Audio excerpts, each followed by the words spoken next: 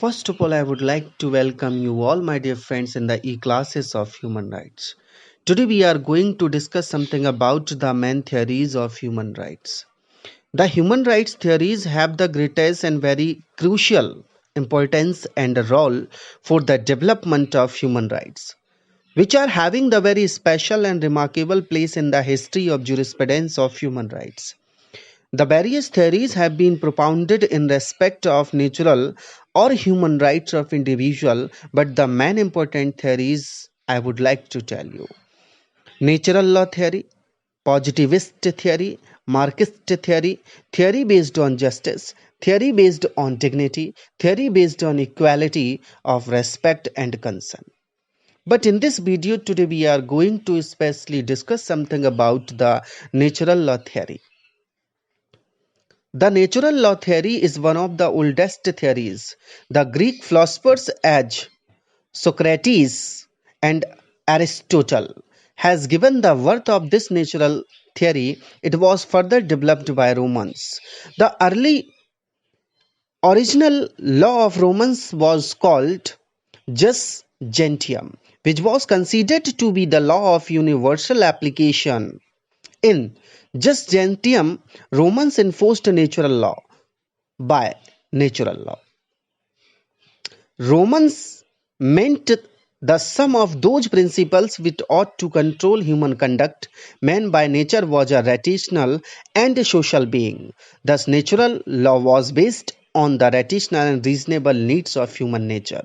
John Locke has stated that human being existed in a state of nature where men and women were in a state of freedom able to determine their actions and also in a state of equality.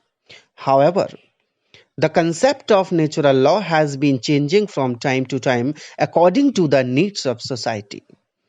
John Locke was the chief exponent of the natural law theory, my dear friends. Further, as remarked by Dias, no other firmament of legal or political theory is so veiled with star that of natural law, for it has engaged the attention of some of the greatest thinkers of all ages.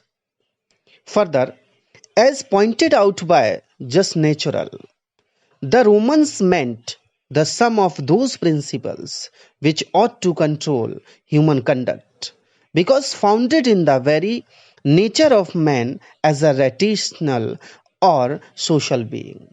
Therefore, the natural law was based on the rational and reasonable needs of a man's nature. According to Romans, natural law embodied that the elementary principles of justice, which were the dictate of rights and reason. In other words, those principles were in accordance with nature and were unalterable and eternal. Natural rights theory has been derived from the natural law theory. The natural law theory is very close to the human rights. So my dear friends, if you like this video, please subscribe it, like it, share it, and also please give your comments as feedback to us. Thank you so much, my dear friends.